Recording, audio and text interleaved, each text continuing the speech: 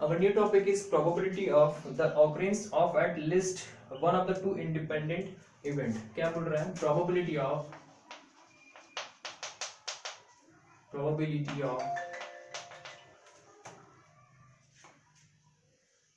occurrence of at least one of the two independent event. ठीक है ना? Question मतलब इस टॉपिक को समझिए. इस टॉपिक में पूरा क्या है, सार मतलब कि बेस छुपा हुआ है. क्या बोल रहा है? Probability of occurrence. ऑकरेंस मतलब आने की प्रोबेबिलिटी होनी चाहिए कितनी? एटलीस्ट वन एक आ जाए कम से कम of the two independent event. आपके पास दो इंडिपेंडेंट इवेंट है. सपोज दैट इवेंट ए है, ए एंड एक इवेंट है आपके पास बी है. इसकी होने की प्रोबेबिलिटी कितनी होगी बताइए? P A probability of A and probability of A की और प्रोबेबिलिटी ऑफ बी की कितनी हो जाएगी? Probability of B. जब पी ए हो रहा है तो नहीं होने की प्रोबेबिलिटी कितनी होगी? नहीं होने की प्रोबेबिलिटी मतलब पी ए नॉट कितना होगा? 1 माइनस पी ए है ना भाई. जब हो रहा है पी ए तो नहीं होने की probability 1 minus P A. P B not, P B की प्रोबेबिलिटी, बी की प्रोबेबिलिटी नहीं होने की प्रोबेबिलिटी कितनी है? 1 माइनस पी पी. आया समझ में मैं क्या बोल रहा हूँ? कि जब दो इवेंट है हमारे पास, दो इंडिपेंडेंट इवेंट है, इसमें से एटलीस्ट वन को होना है. इतनी डाटा तो आपको इसलिए बताया क्योंकि अब इसकी जरूरत पड़ने वाली है. देखिए, probability of occurrence of at least one of the two event independent event. दो इंडिपेंडेंट इवेंट है हमारे पास, तो पहले इवेंट होने की प्रोबेबिलिटी ए है. Probability of A, event A की probability of A, event B की प्रोबेबिलिटी ऑफ बी. अब इवेंट नहीं होने की प्रोबेबिलिटी कितनी है? इवेंट ए की नहीं होने की प्रोबेबिलिटी कितनी है? 1 माइनस पी ए. 1 माइनस पी ए होगा जब आपको पता है कि प्रोबेबिलिटी ए हो रहा है और प्रोबेबिलिटी ऑफ ए नॉट नहीं होगा तो कितना होगा? दोनों को ऐड करने पे 1 होता है ना. होने की प्रोबेबिलिटी, नहीं होने की प्रोबेबिलिटी कितनी होती है? 1 होती है. जब ये हो रहा है तो प्रोबेबिलिटी ऑफ ए, लेकिन जब नहीं होगा, प्रोबेबिलिटी ऑफ ए नॉट नहीं होगा, इसकी वैल्यू फाइंड आउट करनी तो 1 माइनस पी ए करना पड़ेगा. तो पी ए नॉट की वैल्यू हमको मिल जाएगी. उसी तरह से पी बी नॉट की value 1 minus probability of B हो जाएगा. तो ये नहीं होने की प्रोबेबिलिटीज आ गई. अब एटलीस्ट वन के केस में क्या हो रहा था कि या तो ए हो और बी हो जाए, ए हो जाए या बी हो जाए, और क्या हो सकता है? A and B. ये भी तो पॉसिबल केस है कि आपका ए हो जाए या फिर बी हो जाए या फिर ए एंड बी बोथ क्या हो जाए? ऑकर्ड हो जाए. एटलीस्ट बोला है, ध्यान से देखिए, तो आपका A and B are, it means that A भी होना चाहिए, बी भी होना चाहिए. It means that multiplication theorem on probability भी इसमें यूज होने वाला है. ठीक है ना? तो मल्टीप्लिकेशन थ्योरम ऑन प्रोबेबिलिटी क्या कहती है कि A and B, it means that A intersection B. मैं वेन डायग्राम बना रहा हूँ, आप वेन डायग्राम से आप समझिएगा. देखिए, मैं वेन डायग्राम बना रहा हूँ. एक ये प्रोबेबिलिटी ऑफ ए है और प्रोबेबिलिटी ऑफ बी ये रहा. ठीक है ना? प्रोबेबिलिटी ऑफ बी,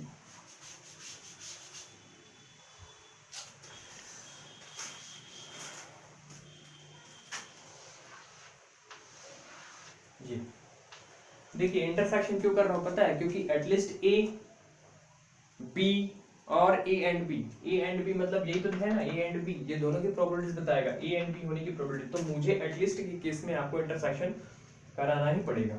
और ये आपका एक सेट जिसको हम लोग बोलते हैं क्या? इसको बोलते हैं हम लोग universal set.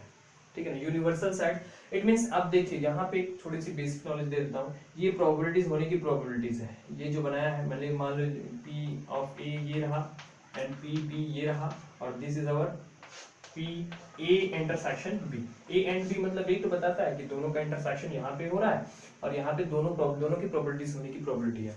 It means that आप समझिएगा, पी ऑफ ए ये जो है आपका, ये प्रोबेबिलिटी ऑफ ए है and this is our probability of B. यहाँ पर प्रोबेबिलिटी ऑफ बी होने की प्रोबेबिलिटी है और this is our probability of A and B. ये दोनों की होने की प्रोबेबिलिटीज हैं. इतने पोर्शन में दोनों की होने की प्रोबेबिलिटीज है.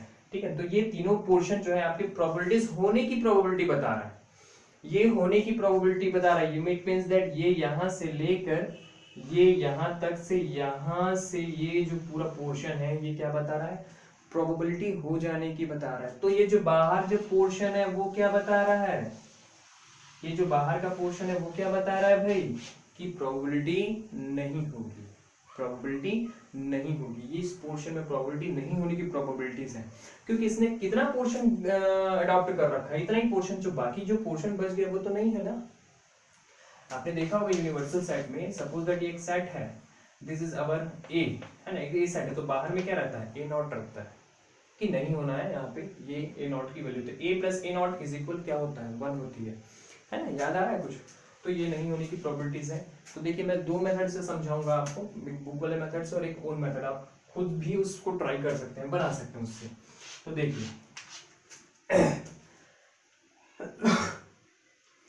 अब सपोज दैट यहाँ पे पी ए नॉट हो रहा है, इतने पोर्शन में आपका पी ए नॉट हो रहा है, तो बाहर में 1 माइनस पी ए, ये किसकी वैल्यू दे रहा है, ये पी ए नॉट की वैल्यू दे रहा है, कि बाहर में पी ए नॉट नहीं हो रहा है, अंदर में पी ए हो रहा है, तो बाहर में पी ए नॉट होगा।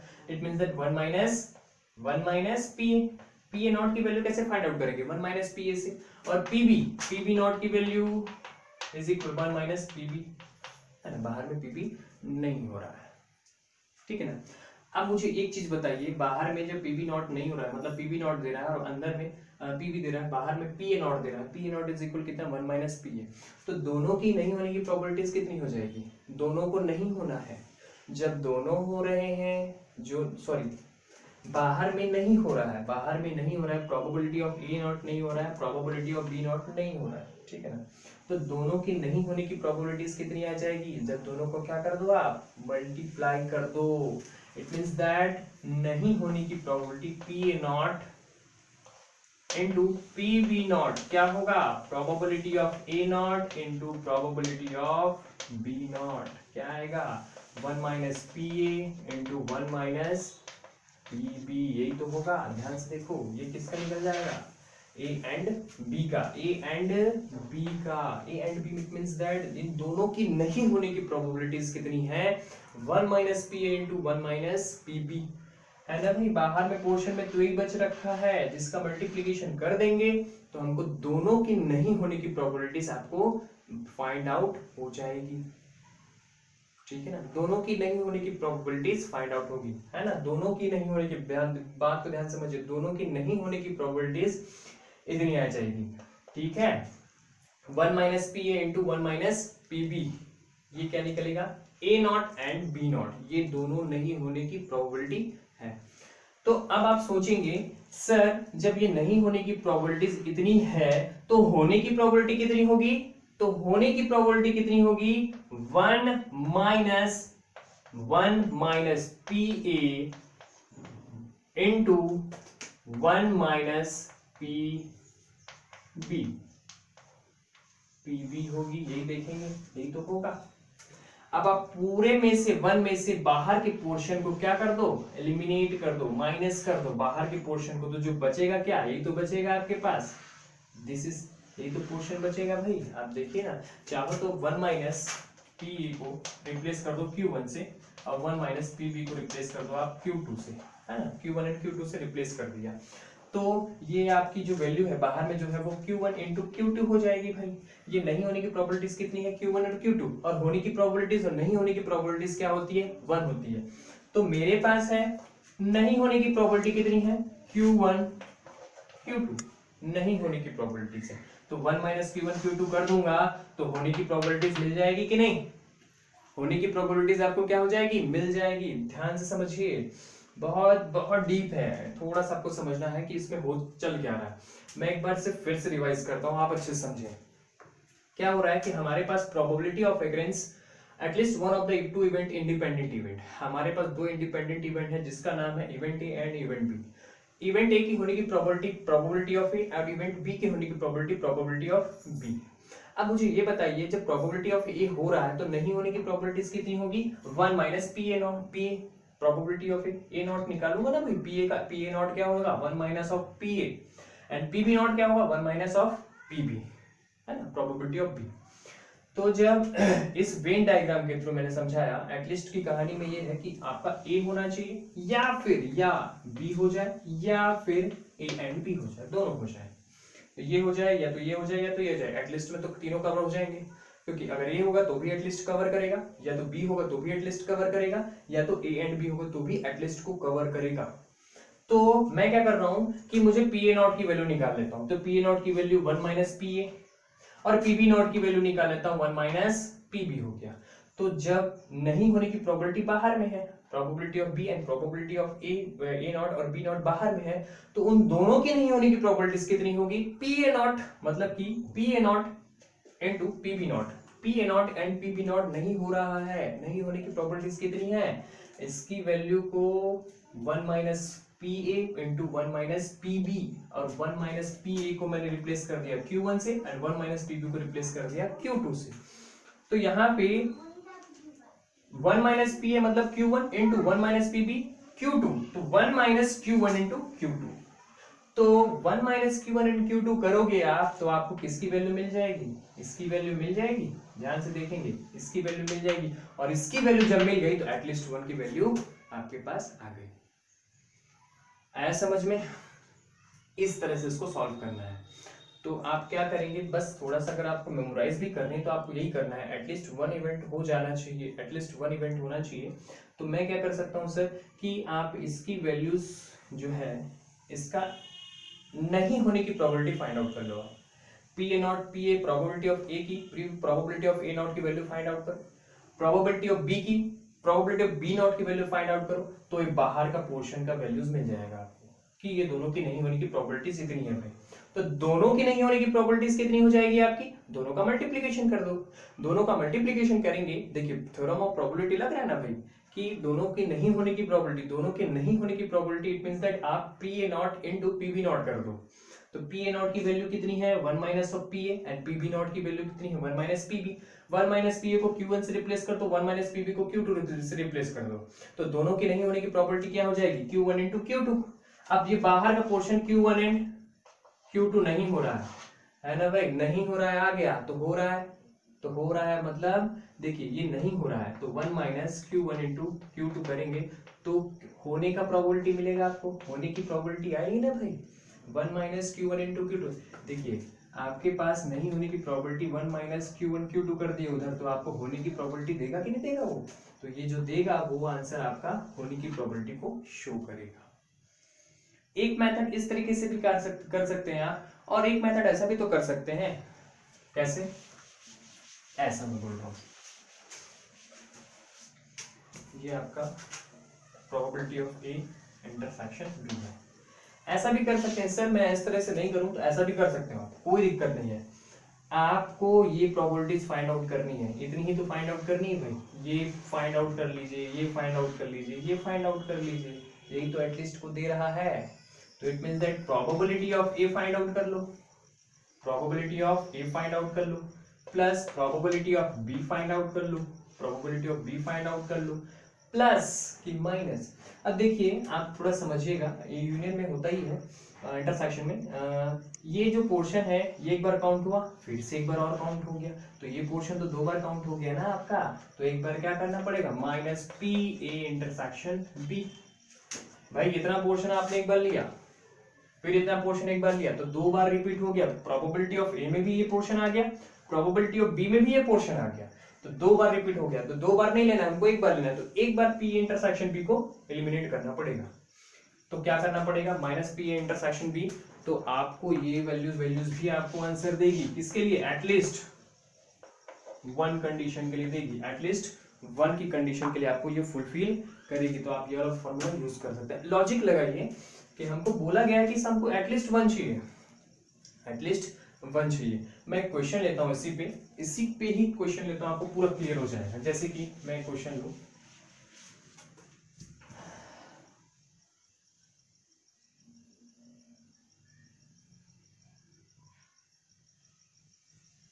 क्वेश्चन नंबर 7 ही देखो, इसमें क्वेश्चन नंबर 7 को देखते हैं, ठीक है ना। क्वेश्चन नंबर 7 क्या कहता है, क्या बोल रहा है कि a husband and his wife attended an interview for 2 vacancy of post। 2 vacancy है, 2 वैकेंसी है, probability of the husband being selected is 1/4। Husband की सिलेक्टेड की पोर्शन जो है आपका, हस्बैंड सेलेक्ट हो गया कि 1/4 है।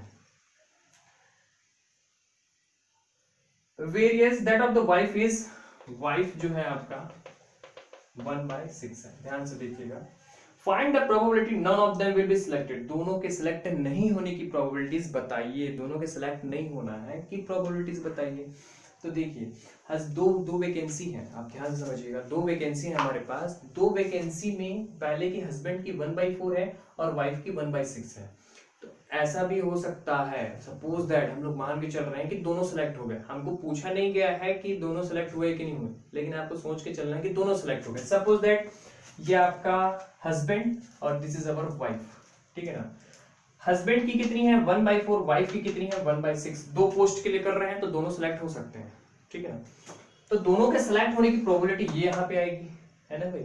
ये 1/4 हस्बैंड के सेलेक्ट होने की प्रोबेबिलिटीज है और यहाँ पे वाइफ के सेलेक्ट होने की प्रोबेबिलिटीज है। तो दोनों को सेलेक्ट होने की प्रोबेबिलिटीज यहाँ पे मिल जाएगी आपको। तो दोनों के सेलेक्ट होने की प्रोबेबिलिटीज कितनी हो जाएगी 1 इंटू, देखो 1/4 into 1/6, it means that 1/24। Husband के सिलेक्ट होने की 1/4 और वाइफ के सिलेक्ट होने की 1/6 और दोनों के सिलेक्ट होने की 1/24। कंफर्म। हमसे क्वेश्चन ये पूछा है कि दोनों को सिलेक्ट नहीं होने की प्रोबेबिलिटीज बताइए। तो आप मुझे ये बताओ, ये जो है बाहर का जो पोर्शन है ये तो दोनों को सिलेक्ट नहीं होने की प्रोबेबिलिटीज दे देगा, कंफर्म देगा। और ये जो पोर्शन है, ये जो पूरा टर्म है, ये क्या देगा, at least one will be selected का देगा। At least one will be selected करके देगा इतना। और ये जो पोर्शन है जो छोटा सा दे रखा है, ये तो बोथ आर सिलेक्टेड का है। ये this region is both are selected. इस पोर्शन में दोनों ही सिलेक्ट हो जाएंगे, इस पोर्शन में दोनों ही सिलेक्ट होंगे। और ये जो बाहर का जो पोर्शन दे रखा है, दिस इज अवर, है ना, ये आपका दोनों को सिलेक्ट नहीं होना है। दोनों के सिलेक्ट होने की प्रोबेबिलिटी बताएगा, नहीं होने की प्रोबेबिलिटीज बताएगा, ठीक है। और एक चीज है, अगर आपको पूछ दिया, ठीक है ना, अगर आपको पूछ दिया सिर्फ हस्बैंड के सिलेक्ट होने की प्रोबेबिलिटी बताइए, सिर्फ हस्बैंड ही सिलेक्ट हो जाए उसकी प्रोबेबिलिटीज बताइए, तो सिर्फ हस्बैंड सिलेक्ट कितने पोर्शन में होगा, इतने पोर्शन में सिर्फ हस्बैंड ही सिलेक्ट होगा, क्योंकि इसमें वाइफ का भी सिलेक्शन हो जाएगा। लेकिन सिर्फ हस्बैंड ही सिलेक्ट हो, ये इतना पोर्शन में ही आएगा। ध्यान से देखिए, इतने पोर्शन में ही सिर्फ हस्बैंड का सिलेक्शन होगा। उसी तरह से वाइफ का सिलेक्शन भी इतने में होगा, ओनली क्या आपका वाइफ का सिलेक्शन होगा इतने पोर्शन में, and this portion is husband. अब आपको पूछा क्या गया है कि सिलेक्ट नहीं होने की प्रोबेबिलिटी। तो सिलेक्ट नहीं होने की प्रोबेबिलिटी है तो आप सिलेक्ट होने की प्रोबेबिलिटी को माइनस कर दो ना पूरे से। तो सिलेक्ट होने की प्रोबेबिलिटीज कितनी है 1/4, 1/6 माइनस 1/24। तो ये सिलेक्ट होने की प्रोबेबिलिटीज आ जाएगी। सिलेक्ट होने की प्रोबेबिलिटी देखते हैं, देखिए एक बार कर लेते हैं इसको 2 मिनट। सिलेक्ट होने की probability of selection, probability of selection, probability of selection बोले तो प्रोबेबिलिटी ऑफ एटलीस्ट सिलेक्शन बोल दो, दोनों में से वही आएगा। सिलेक्शन होने की प्रोबेबिलिटी कितनी है 1/4, 1/6 माइनस 1/24। माइनस 1/24 क्यों कर रहा हूँ पता है, 1/4 को भी ऐड कर रहा हूँ, 1/6 को भी ऐड कर रहा हूँ, तो ये जो पोर्शन है दोनों में काउंट हो गया। तो एक बार 1/24 को क्या करना पड़ेगा, माइनस 24 हो गया। 24 में 4 का डिवाइड तो 6, 6 प्लस 4 माइनस 1, 6 4 10 माइनस 1, 6 4 10, 10 में से 1 गया तो मतलब 6 4 10, 10 माइनस 1 24, 3 3 जा 3 8 जा, कितना आ गया 3/8 आया। कैसे निकाला मैं, ये सेलेक्ट होने की प्रोबेबिलिटीज आ गई। सेलेक्ट होने की प्रोबेबिलिटीज 3/8, तो सेलेक्ट नहीं होने की प्रोबेबिलिटी देखिए 3/8 जो है आपका सेलेक्ट होने की प्रोबेबिलिटी, सेलेक्ट होने की प्रोबेबिलिटी है। तो सेलेक्ट नहीं होने की प्रोबेबिलिटी कितनी हो जाएगी, 3/8 उधर शिफ्ट कर दो तो 1 माइनस 3/8 कितना आ जाएगा 8 माइनस 3/8 विच इज 5/8। तो सेलेक्ट नहीं होने की प्रोबेबिलिटी कितनी आ जाएगी 5/8।